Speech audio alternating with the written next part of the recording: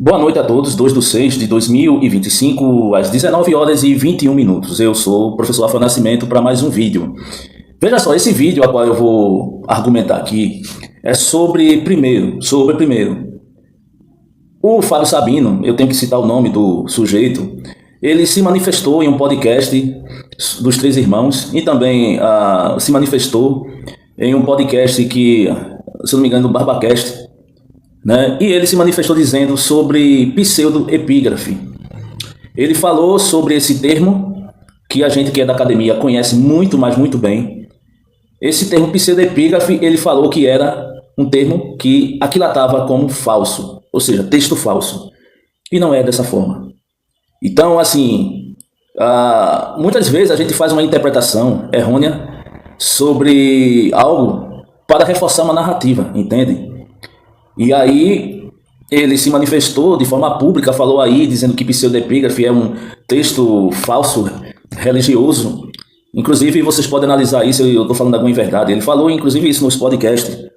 E não é bem assim. Veja, o termo pseudoepígrafe, que vem do grego pseudos, ou seja, falso, epígrafe, inscrição. E aí, a gente vai discernir sobre o termo e, basicamente, o que significa dentro do contexto histórico. Então, refere-se a obras literárias, eu, inclusive, já escrevi sobre isso, né? Refere-se a obras literárias atribuídas a uma determinada figura histórica ou religiosa, mas que, de fato, foram escritas por outro autor. Essa prática não deve ser imediatamente confundida com falsificação deliberada. Na antiguidade, por exemplo, era comum atribuir um texto a uma figura reverenciada como forma de garantir a autoridade da mensagem dela contida. Então, por exemplo, o que eu quis dizer nesse texto aqui, que eu li para vocês, que eu mesmo escrevi, o que eu quis dizer aqui? No passado, existia o profeta, o enviado, era um caldeirão de culturas, entende? E aí, muitas vezes, o profeta morria, e os seus seguidores, eles redigiam, os escribas, porque o que acontece? Veja, os escribas, que são os indivíduos que escrevem o texto, muitos dos escribas eram profetas no passado. Tá dando para entender? Muitos dos escribas eram profetas, e muitos dos profetas eram escribas. Tá dando para entender o raciocínio? Então redigia o texto, muitas vezes influenciado pela autoridade do rei, a qual o indivíduo era subjugado. Mas, muitas vezes era feito por comunidades. Como assim, Rafael? Vou te dar um exemplo prático. O profeta morreu, tem os seguidores desse profeta, certo? E aí esses seguidores escrevem o texto e aquilata a esse profeta, sem ele ter escrito nada, certo? Todavia, o fato de não ter sido escrito por profeta, ou ser redigido, no caso, pelos seguidores ou pela comunidade local, não quer dizer que o texto seja falso. Quer dizer especificamente que não foi o autor original, de fato, que escreveu. E o que Fábio Sabino disse não foi bem assim. Disse que o texto é falso, etc., somente pela nomenclatura, ou seja, pseudo-falso, epígrafe, inscrição. Não tem nada a ver com essa situação, entendeu? E aí eu coloquei no texto aqui, pseudo-epígrafe não significa mentira. Ao contrário do que o Fábio Sabino afirmou em um podcast, a pseudoepigrafia deve ser vista como sinônimo de engano ou falsidade moral? Não. A intenção nem sempre era enganar, mas dialogar com tradições estabelecidas por meio da linguagem e das representações simbólicas. Por exemplo, a língua é um símbolo, antes de mais nada, certo? E pelo fato de a língua ser um símbolo, certo? Esse símbolo dialogava com outras culturas. A persa dialogava com da Mesopotâmia, os sumerianos, os gregos, os jônios, entende? O povo da Ásia. Dialogava com várias culturas. Então, isso não quer dizer que aquilo fosse falso. Quer dizer que não foi escrito pelo próprio autor. Mas as histórias relatadas ali não eram falsas. Pseudoepígrafe significa apenas, em miúdos, que a autoria atribuída é errada E não que o conteúdo é desprovido de valor. Isso eu tenho que deixar bem transparente e claro. Por quê? Porque não é da forma que o Fábio Sabino falou. Não é de forma nenhuma da forma que o Fábio Sabino falou que a pseudepígrafe é falso. Não, não é falso. A autoria, de fato, não foi o autor original, muitas vezes, a pseudepígrafe. Ele pode ter falado em tradição oral e os seus seguidores ou a comunidade que escutou a sua pregação pode ter relatado isso. Isso é uma pseudepígrafe. Entende? É bem complicado esse assunto, mas eu tenho que explicitar isso para não deixar nenhuma dúvida, porque assim, eu vejo muito conteúdo nas redes sociais e eu vejo muita baboseira. Me desculpe a franqueza aqui, a transparência aqui, mas eu vejo muita baboseira. E eu queria deixar uma observação. Esse meu canal aqui, ele não é de militante, ou seja, militante da esquerda, militante da direita. Se você pensa isso, não se engane. É melhor você sair, porque aqui é um conteúdo crítico. Aqui não tem bandeiras políticas, tá bom? Só para deixar como observação e informação para todos vocês. No judaísmo e cristianismo, o livro de Enoque, atribuído a Enoque, o livro de Enoque, bisavô de Noé, mas é escrito entre os séculos 3 antes da era cristã e 1 depois da era cristã. O livro de Enoque, de fato, ele influenciou o cristianismo primitivo e foi encontrado entre os manuscritos do Mar Morto, o livro de Enoque. E você vê, no Velho Testamento, você vê várias passagens, por exemplo, certo? Que fala sobre Enoque. Não é só uma passagem, algumas passagens. Ok? E aí você vê lá no livro de Gênesis, né? Não atribuição direta, mas indiretas. E você vê nos livros apócrifos, nos manuscritos do Mar Morto. Entendeu? Então, foi atribuído a Enoque. É um pseudepígrafe. Por exemplo, os testamentos dos 12 patriarcas, atribuído aos filhos de Jacó, mas provavelmente escrito durante o período intertestamentário. Reflete valores judaicos daquele tempo, valores judaicos. O Evangelho de Tomé, texto gnóstico ao apóstolo Tomé, contendo ditos atribuídos a Jesus, apesar de não canônico, contém paralelos com o Evangelho oficial. Você vê muito no livro de Tomé vários paralelos com os textos canonizados. E por quê? Porque o Evangelho de Tomé, dentro do cristianismo primitivo, ele era visto como válido. Ele foi tirado depois. Mas o Evangelho de Tomé era basicamente um texto válido no período primitivo. Tradição grega e romana. A carta de Platão, por exemplo. Algumas cartas são consideradas espúrias, possivelmente escritas por seguidores, da mesma forma dos evangelhos, certo? E eu queria deixar uma observação para as pessoas. Veja só. O que a gente chama de evangelho, que está dentro de uma Bíblia, que vem de Bíblios, é um conjunto de livros, mas de fato nem livro era. Era manuscritos, pois códex. Tá dando para entender? Então, assim, manuscritos e códex. Esses manuscritos e esses códex aqui eram relatos, certo? Da fé de uma pessoa, de um grupo de pessoas. E o objetivo, em nenhum momento, era juntar todas as histórias específicas aqui, desses relatos, e fazer uma Bíblia como se fosse um livro religioso. Isso quem fez foi simplesmente a igreja. Porque os próprios indivíduos que viveram nessa época, eles não tinham objetivo nenhum, de fato, em que esses compilados, certo, fosse depois montado um livro único e chamado de Bíblia, como se fosse um livro sagrado. Eu quero deixar isso bem evidente aí. Tá dando para entender? Eu tenho que deixar isso evidente porque da forma que se coloca nas igrejas é totalmente diferente. A intenção daqueles indivíduos que são os seguidores, certo?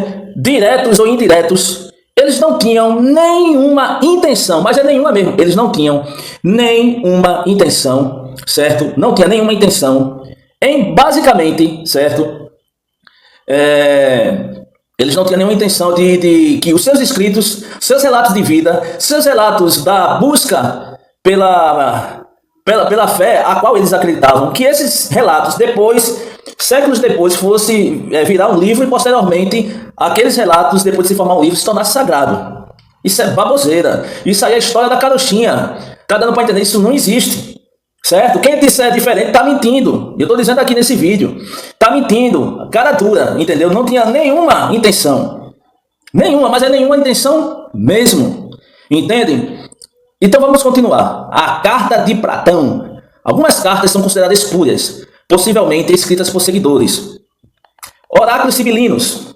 serviu como material e influência, por exemplo, do Apocalipse, né? Atribuído a Sibila, muitos textos foram escritos por judeus e cristãos para justificar as crenças proféticas. É o que você vê, por exemplo, no livro de Apocalipse, como eu falei. Correspondência entre Seneca e São Paulo, apócrifas, mas muitos populares na Antiguidade Tardia.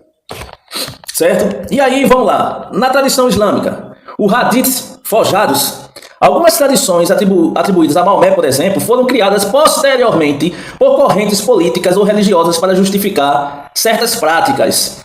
Por exemplo, o Evangelho Árabe da Infância, certo? Texto que mistura, por exemplo, tradições cristãs e islâmica, atribuindo palavras e atos a Jesus e sua família. Ou seja, muito tempo depois foi atribuído a Jesus e sua família. É um evangelho que teve um sincretismo e dentro da tradição islâmica se considera que é válido, mesmo arqueologicamente e até historicamente sendo meio contraditório, entendeu? Tradição indiana, Upanishads e Vedas tardios. Muitas partes foram atribuídas a Rishi antigos, mas resultam de expansões posteriores. O Yoga Sutra de Patanjali. Algumas partes parecem ter sido adicionadas posteriormente, atribuídas ao sábio original. Eu acompanhei esses textos aí na tradição indiana, né? E temos até um hindu aí na internet, mas enfim, na tradição indiana. E a gente observa que a inscrição ela foi adicionada posteriormente, ou seja, muito posteriormente ao fato ocorrido. Tá dando para entender? Não é, sei lá, 10, 15, 20, 30 anos, não. É muito tempo depois. E foi atribuída, de fato, a pessoas que conviviam com os profetas, os sábios da época. Isso é considerado um pseudepígrafe. Não quer dizer que seja falso. É que a atribuição que foi aquilatada ao personagem não foi ele que escreveu. Foi seguidores de seguidores e assim sucessivamente. Tradição medieval europeia.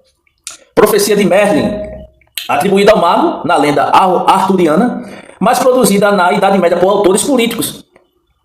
A Carta de Prestes, João, atribuída ao rei cristão fictício da Ásia ou da África, mas criadas na Europa medieval para fins ideológicos. Entende? Então, diante dessa vastidão de textos, por exemplo, que a gente observa, né, tanto dos textos apócrifos, dos gnósticos, como os textos farisaicos, textos essênios, os textos canonizados, etc. O que a gente pode dirimir a partir disso? Que o pseudepígrafe não é falso de fato. O nome é falso, porque não foi o próprio profeta que escreveu. Foi outro indivíduo ou indivíduos que escreveram. Porque muitos textos, por exemplo, uma parte é escrita por determinado escriba, depois outro por outro. Outro texto por outro escriba, e depois por outro, e assim sucessivamente. Depois se juntou e tornou um só. Isso não quer dizer que esses relatos sejam falsos. Isso quer dizer especificamente que a autoria não foi a pessoa, o profeta original. Foi atribuído a ele, devido aos ensinamentos orais, a tradição da época, uma série de questões, entendeu? Isso não quer dizer, de fato, que sejam falsos ao pé da letra. Então, a pseudoepigrafia servia para o quê? Primeiro, transmitir ideias religiosas com mais autoridades, preservar tradições e valores de grupos marginalizados, diálogos entre correntes internas de uma religião, por exemplo, os fariseus e essênios, porque os essênios viviam isolados, e os fariseus, eles tinham uma tradição muito rigorosa, e eles queriam ter destaque sobre todas as outras facções judaicas. Então, eles fabricavam muito pseudo-epígrafe. Responder, por exemplo, a crises teológicas como exílio, perseguições ou divisões internas. Então, qual o valor histórico que a gente pode aquilatar dos pseudo-epígrafe? Mesmo com a autoria duvidosa, eu coloquei isso no artigo que vocês depois podem acessar, está lá no meu blog, certo? Mesmo com a autoria duvidosa, muitos desses textos documentam o pensamento popular da época, revelam práticas e doutrinas em desenvolvimento, porque nem todos os textos estavam escritos. Então, quando eu vejo aí nas redes sociais as pessoas, não, porque esse aqui é mais antigo, esse aqui, peraí, meu amigo. Não é porque é mais antigo que é verdadeiro, não. Entende? As pessoas, por quê? Porque existiam diversos entendimentos na época sobre um fato, existia práticas e doutrinas que ainda estavam em desenvolvimento. Então, esse pensamento de muitas pessoas aí nas redes sociais é superficial demais. Então, documenta o pensamento popular da época, revelam práticas e doutrinas em desenvolvimento, influenciaram movimentos religiosos e políticos futuros e servem como fonte primária para estudos acadêmicos. Entende? Então, quais são as considerações finais que a gente pode ter diante disso? A pseudoepigrafia é um recurso literário antigo, comum e poderoso. Isso não só foi feito nas histórias bíblicas. Né? Entre os filósofos fazem a mesma coisa, entre cientistas, a mesma coisa. Julgar tais textos apenas com base em sua autoria é uma visão reducionista e anacrônica. É preciso compreendê-los em seu contexto cultural, simbólico e religioso. O fato de um texto ser pseudoepígrafe não invalida o seu valor filosófico, o seu valor espiritual e também histórico. O espiritual, como eu não sou cristão, né, e religioso, eu deixo para os crentes, mas temos que considerar isso dentro da perspectiva histórica. Então, filosófico, espiritual e histórico. Pelo contrário, muitas vezes é nesses escritos que encontramos os registros mais autênticos das angústias, as esperanças e sabedorias de civilizações bem antigas da humanidade. Então, o que de fato a gente termina aqui esse raciocínio? E esse texto aqui, tudinho que eu falei aqui para vocês, está lá no meu blog, quem quiser acessar, certo? Esse artigo de fato que está disponível no meu blog. Veja só.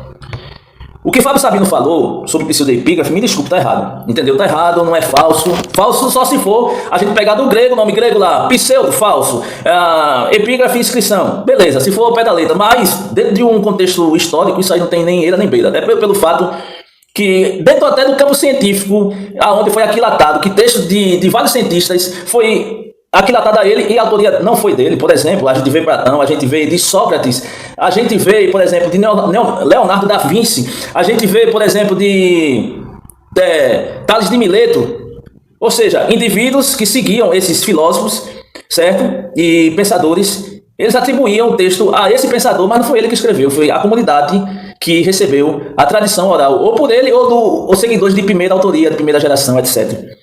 Tá dando pra entender? Então, assim, quando o Fábio Sabino falou isso, não tem nem era nem beira, não tem fundamento nenhum referente a isso aí. Entendeu? Tem muitos textos dentro do campo científico que a gente observa que não foi nenhum dos cientistas do passado que escreveu, mas foi atribuído a ele. Então, dentro do campo materialista, que é a ciência, das evidências, né, existe esse tipo de coisa. Imagine dentro do campo religioso, filosófico, ocultista, e é o que mais vai acontecer. Então, as pessoas têm que tomar cuidado. A pseudoepígrafe é falso, não. Não é falso. É que a pessoa a qual foi atribuída não foi ele que escreveu. E sim, ou os seguidores de primeira ordem, os seguidores de segunda, terceira, quarta ordem, foi atribuído a esse autor por tradição oral. Tem que deixar isso bem evidente, porque senão eu vejo muita gente falando um monte de baboseira aí nas redes sociais. E infelizmente não é dessa forma, né? E para fechar, pessoal, eu queria deixar bem evidente aqui. O meu canal não é canal de militância. Coloque isso na sua cabeça. Nem militância da direita, nem militância da esquerda. Nenhum canal para defender a crença e nem a descrença. É um canal neutro, imparcial. Se você não está acostumado com isso, ou você se acostuma, ou você nem assiste meus conteúdos. É simples assim. Entende? Não vou formular vídeos para endossar o ego de militantes e de religiosos, ou etc. Tá dando para entender? Então, de forma alguma, certo? Eu vou entrar nesse joguinho. Queria deixar isso bem evidente. Então, pseudoepígrafe não é falso em sua totalidade. Apenas é uma atribuição de seguidores de primeira, segunda, terceira ordem que foi atribuída a determinado personagem, certo? Sem ele ter escrito. Por isso que se torna falso. Tá bom? Um abraço do professor Rafael Nascimento para todos que me acompanham nas redes sociais.